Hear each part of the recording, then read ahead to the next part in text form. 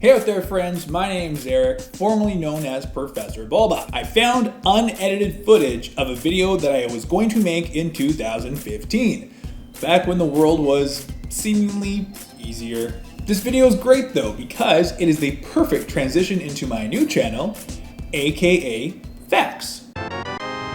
Here it is, check it out.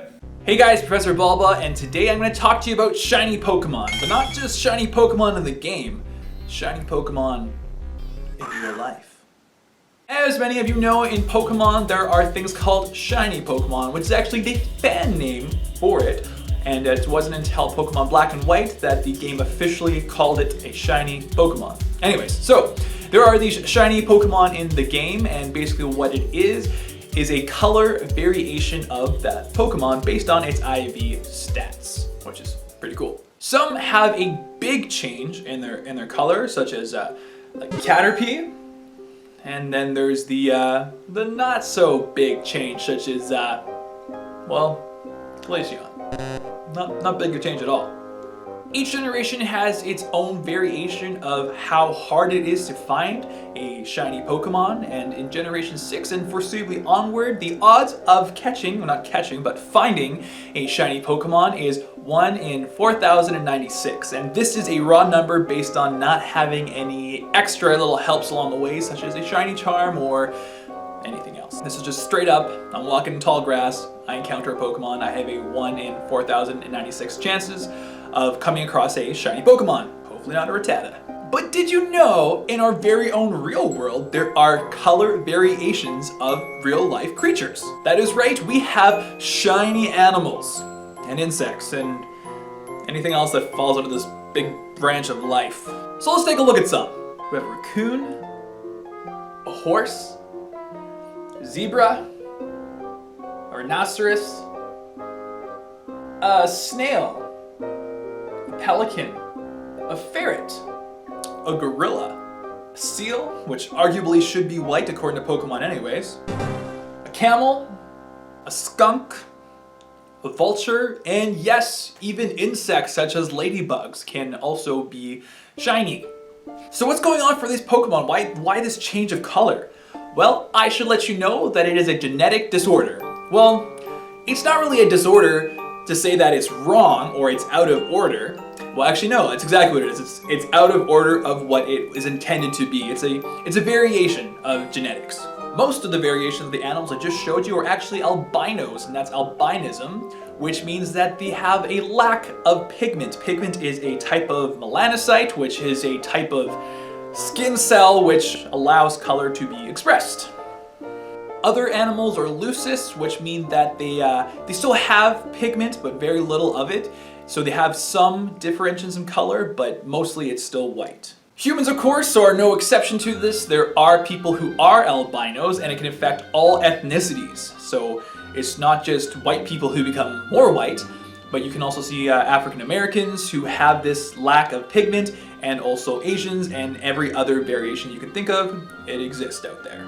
But wait, there's more! There's also certain conditions where two genes are working together to make two different effects. These are called alleles. Alleles are what express your genes. So if you have two parents who have brown eyes, most likely the alleles will express a brown-eyed baby, although there is a chance for it to be blue or green. It's just a very, very small chance because those are recessive genes. But fun fact, did you know that if you didn't have parents, chances are your kids won't either? Give me a second to think about that one. Let me show you some more color variations. Check out this white lobster. A white lobster is quite rare. It is very rare, and every now and again on a haul sometimes will come up and it's kind of celebrated because it's kind of a cool catch. It's the closest thing you'll get to catching a shiny Pokemon, I suppose. But what's even more rare, and this is very rare, I'm talking about 1 in a million. One lobster out of a million that you catch, it'll become a blue lobster. Yes, this is real. Feel free to Google it. There is such a thing as a blue lobster. This is a very, very rare lobster. It's like a shiny. That's how rare it is. There's more. There's also different genetic variations that I'll explore with you with animals. Check it out. There are also multicolored mosaic effects in animals, and that is when you see two genes expressing themselves which should not be expressing at the same time. So for instance, you may see someone who has both a blue and a green eye. Well, blue and then green, not blue and green together. You can see this in cats. You can also see variations where it affects their face too. So you have a half black, half orange, or in this case of the lobster, it's like split right down the middle because its genetic variation is very distinct that it wants to be half and half. And on the opposite side of albinism, it's actually called albinism. Albinism? It sounds like you're taking an album of an artist and you're making a religion out of it. Albinoism. But on the opposite side of albinism is the complete opposite known as melanism. Okay, stop, take a second with me. Try saying melanism 5 times fast. Ready? Go. Melanism.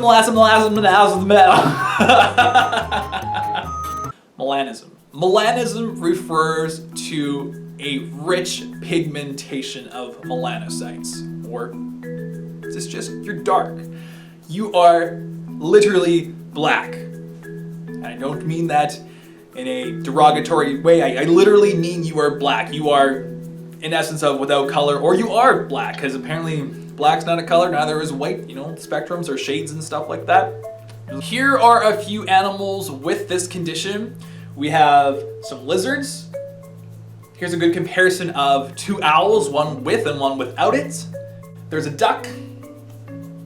There's a squirrel. Well, part of the squirrel. Maybe it's escaping it. Maybe it fell into ink. I don't know. But yes, that squirrel is also partially affected by it. And then there's this rooster. It is so kick-ass. If I could have a rooster and it was all black, that'd be sweet. So there you go, my friends. That was me from 2015.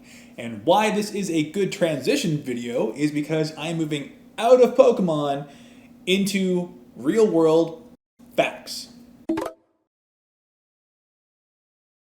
Like I said, my new channel's name is AKA Facts, and you can follow me on Twitter. Until we meet again, later days.